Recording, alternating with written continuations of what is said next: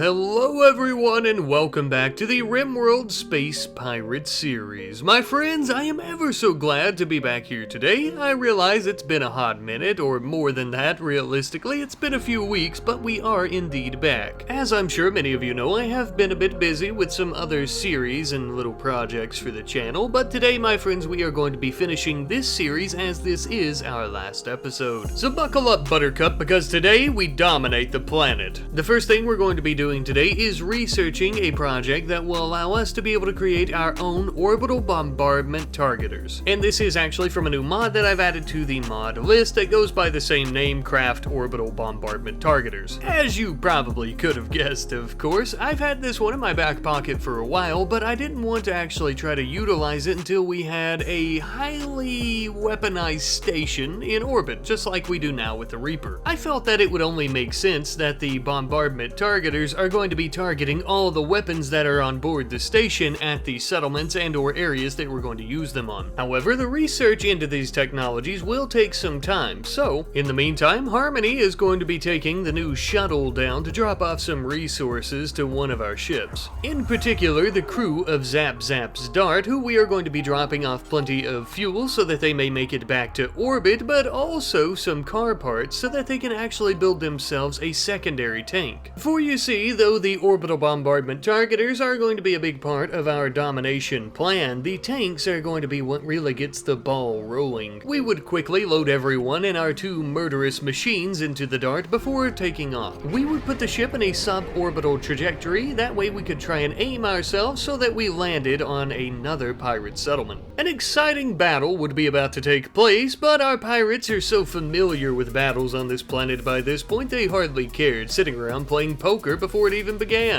That and the fact they knew that they'd hardly have to lift a finger to defeat the Wasters. But regardless of how easy the task was, somebody had to take out the trash. During this battle, I would actually keep the majority of the ship's crew inside, only utilizing Paulus, as well as our two tanks and of course the ship's defense systems. Now realistically, I could have utilized all of our pirates to make the battle go much faster, but I wasn't actually interested in taking any of the resources from the base or anything like that, so we were just going for more of a total destruction. And finally, after a couple of hours of battling later, that is exactly what we had accomplished. Meanwhile, back over at the Hammerhead ship, Captain Boyd was actually building some transport pod as well as transport pod launchers. Just as everything else, these will be quite crucial in our destructive plans in the very near future. Back aboard Reaper Station, we had detected a Kigyar pirate ship just in orbit around the planet. We sent Captain Udo in, of course, to try and contact them so that we may do some pirate-on-pirate trading, but if you believe it or not, these filthy jackals said that they were too good to trade with us. I had never been so offended in my life. We could simply demand that they hand over their cargo, but I felt that they needed to be taught a lesson. We are not just another faction of pirates in this system, we are the faction of pirates. The torturous marauders will be respected. We demand it. We sent two of our smaller boarding shuttles over, one of which actually had the captain himself within. We immediately began attempting to destroy half of their engines to ensure that they couldn't escape. We would then move on to the airlocks of their ship. Funny enough, I noticed during this time they never even attempted to come outside and battle with us. Probably a very smart move on their part. It would be the only chance they would have of surviving, at least for a little bit longer. But truly there was no way out of this for them. They had offended the torturous marauders, and no matter how many of them huddled together in their little control rooms and their hallways, Admiral Udo is coming for them, and he expects payment in blood for their sins. Eventually, after tearing down and breaching several of their airlocks, we could finally begin firing on them. Their frail, bird-like bodies would fall before us like loose stones upon a hilltop of sand. They stood absolutely no chance as we cut down every single member of their crew. Tress and Harmony would begin attempting to hack the terminals. There were two here, so that means that we had two chances each time of actually being able to hack it. But in the meantime, we would also go through their cargo bays and see what they were stowing on here. At first, we found plenty of silver, and then a shit ton of beer, along with about 3 or so skewers of masterwork and excellent quality. We also ended up finding some stalker rifles, plasma pistols, as well as gravity hammers, and much more, as well as some drugs, funny enough. All of a sudden, it was beginning to make much more sense. My best opinion, these pirates were probably hired to bring these weapons to some type of freedom fighters or insurrectionist group or something like that, and they were afraid that we would get our hands on their cargo.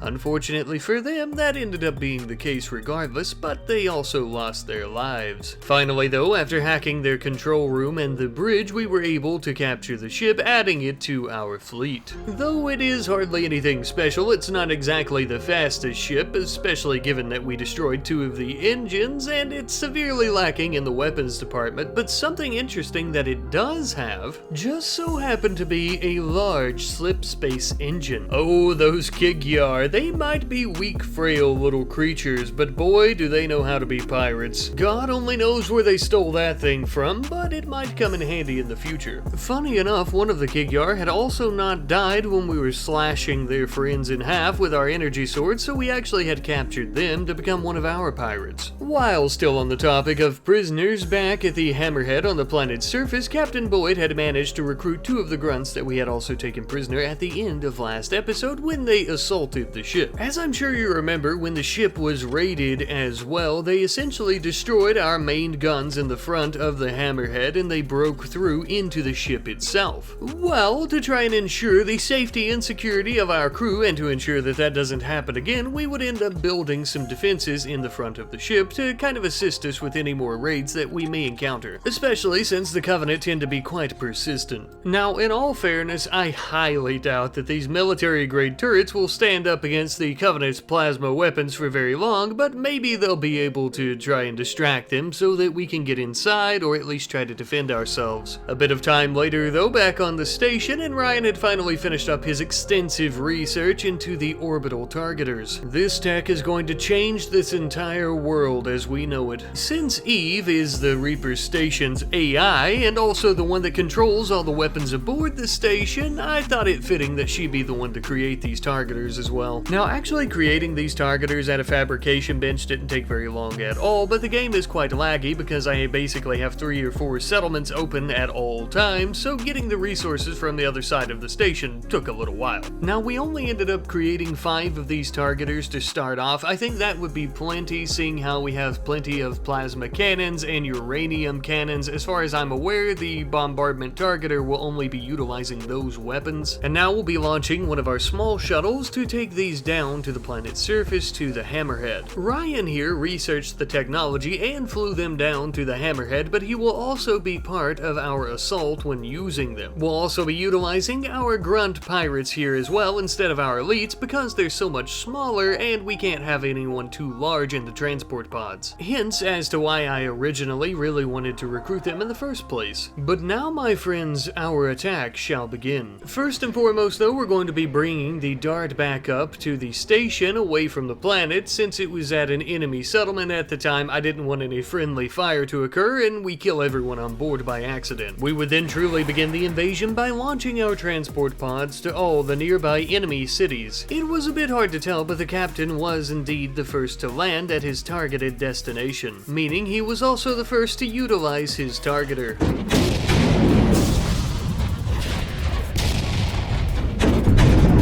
The first attack here didn't exactly go to plan, as we didn't kill many of our enemies, I'm afraid. We had managed to destroy their critical infrastructure though, so I suppose it's a victory. Let's just hope that our grunt companions were having a bit more luck than we were.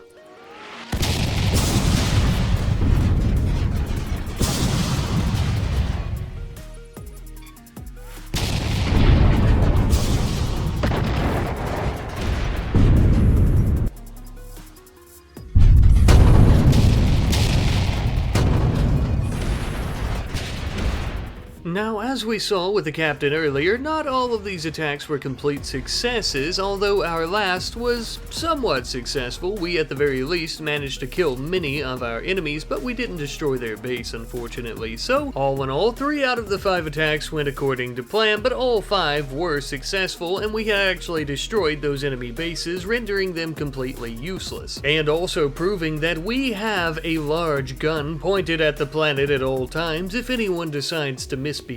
Even though we've ran out of our targeters though, that does not mean the conquering of this planet is complete yet. We're going to be sending the Dart and its crew back down to the surface of the planet to attack yet another Waster pirate base. In the meantime, back aboard Reaper's station, we would have Eve begin building more of those targeters for our men to use. Immediately upon our arrival, we used our lasers from the ship to deconstruct many structures, but also many people. After that, we would also use our tanks to do the exact same thing in a much more explosive manner. The Wasters would quickly have to flee this home as well because, as you know, their pitiful little bullets completely bounced off the hard armor of our tanks, rendering them completely and pathetically helpless.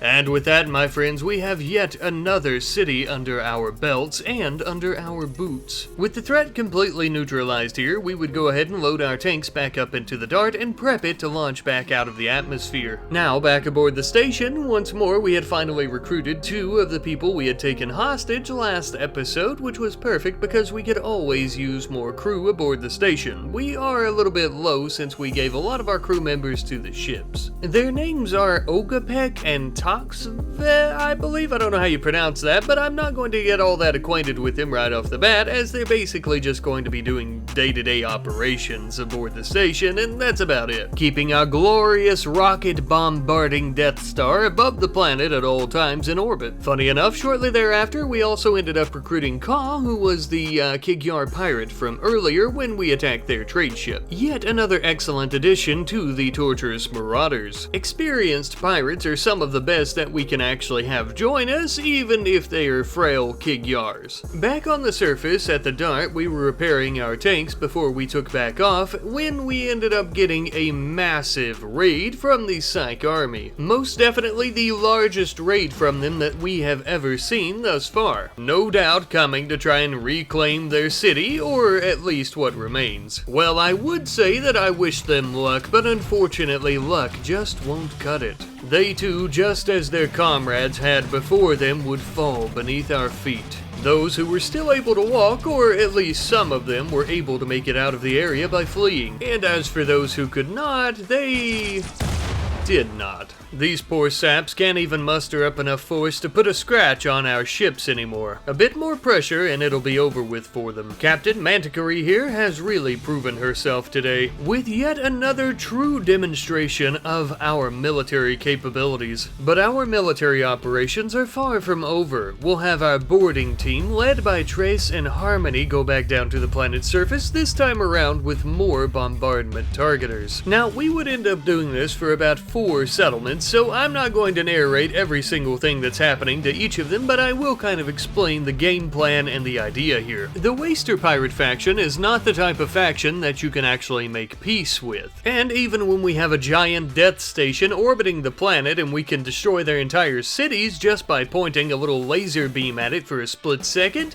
they still won't give up. Call it stubbornness, or maybe even call it nobility. But I call it a giant pain in the ass, unfortunately. However, the pig pirates are not the same. After we crushed them a bit, they would be willing to make peace with us. And so this entire time we had been attacking the Wasters and destroying about 10 plus of their cities and significantly weakening them, giving the majority of the power back to the pig pirates, minus us and the Covenant, of course. And so our last target would be a pig pirate settlement, just to kind of put our foot down and let them know that we really still mean business. We would then begin heading back to the station, where the Admiral would actually call the leader of the pig pirates. Needless to say, he was extremely upset and even snorted an insult at the Admiral. However, he did say that if we brought some type of gesture of unity, perhaps we could resolve things. Which is exactly what we were hoping for. Udo and Ryan would take the Bloody Baron down to the surface to one of the larger settlements to try and meet up with the leader of the pigs digs. Having the Admiral go himself is a high honor that hardly anyone would obtain. But then again, when you're giving away 10,000 silver to arm your enemies and have them become your allies, I suppose it's a high enough honor anyhow. I suppose it goes without saying, but I'll say it anyhow, that negotiations went off without a hitch and they are now our allies. More than that though, really, they're our very own mercenary faction that we've hired,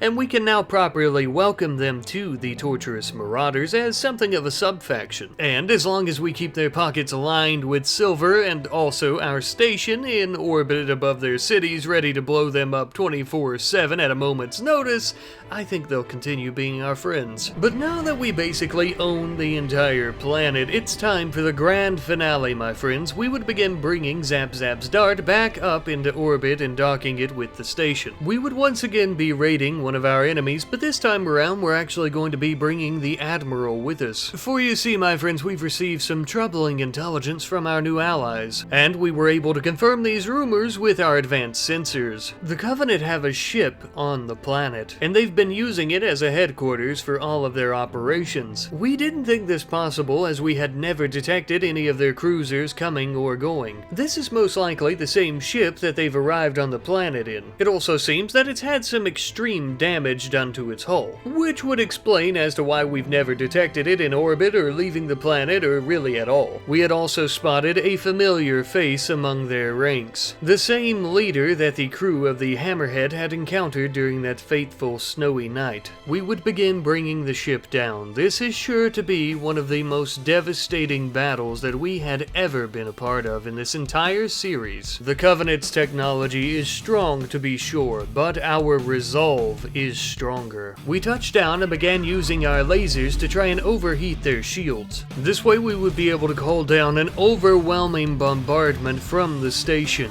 Though I am afraid that given the strength of Covenant materials, it barely done any damage. Now comes phase 2 of our operation, utilizing our tanks to try and kill all enemies that we could, just as well as blowing some additional holes in the side of their ship. But their plasma weapons were much stronger than any other weapons that the tanks had faced before, and they quickly began to fall apart. Not before we would manage to blow a few of them straight to hell and run a few others over. Unfortunately though, Henry and Porkins would end up dying. Not to worry though, because they are AI, we can simply respawn their physical forms. Their efforts and sacrifices ultimately ended up overwhelming the Covenant, making their forces flee. Of course though, as you can imagine, we didn't plan on making that all that easy for them. Quite the skirmish had taken place where we would attempt to kill as many as possible before they could leave the area. I am however sad to report though that their leader unfortunately made it out alive. Perhaps we'll see him again. We didn't have the manpower right away to try and chase him down, as many of our people were injured and we had to carry them back to the ship. This of course happening as the Admiral and a few others had went inside the Covenant cruiser to try and clear it out, just ensuring that there were no grunts or anyone hiding behind a corner waiting to blast us. We had discovered the engine room of the ship, and even more so an antimatter reactor, which seems to be their power source. The reactor powers the entire ship, which also includes 5 antimatter thruster engines as well. This type of technology would send us eons into the future compared to the current thrusters and reactors that we have access to, meaning that the torturous marauders would no longer only be known within this system, but galactically. I believe we're going to set up some type of temporary base here to try and take this ship apart and haul most of it back into orbit, which will end up taking a long time, but it would definitely be worth it. Now, during the battle, some of you may have saw earlier that Lyle had his head turned into a fine red mist by a plasma grenade. Very unfortunate to say the least, although I am not near as worried as I previously would have been, seeing how we have our afterlife caskets. We've decided to stuff him into the ship's freezer until we could bring him back. Meanwhile, now that the battle is finally over with, the true work will begin. We're going to send the Admiral back to the station so he can begin making plans for taking the ship back up into orbit as well. And also he has an entire planet and a brand new faction underneath him that he has to govern now. He would take a quick smoke break. The poor guy really needed it. As you could imagine, this was a little bit stressful. But my friends, we have done it. We've conquered the planet. We have taken on Goliath-sized enemies and come out victorious. As this series comes to a close, I have but one regret.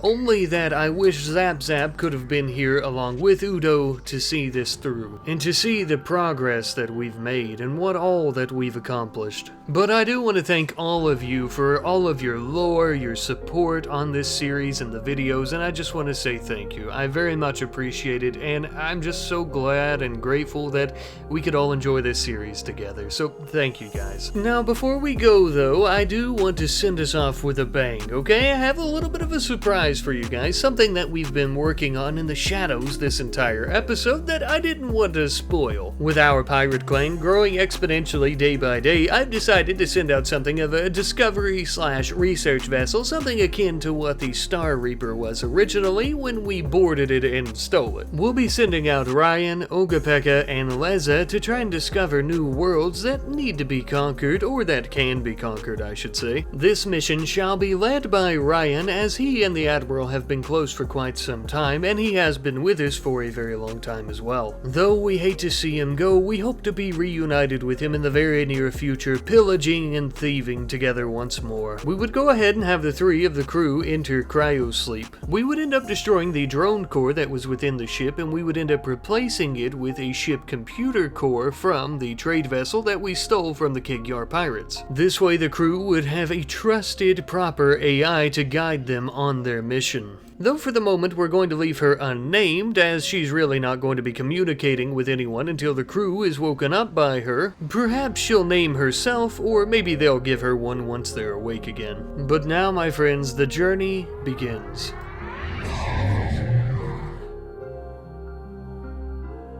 Godspeed, Marauders. Godspeed.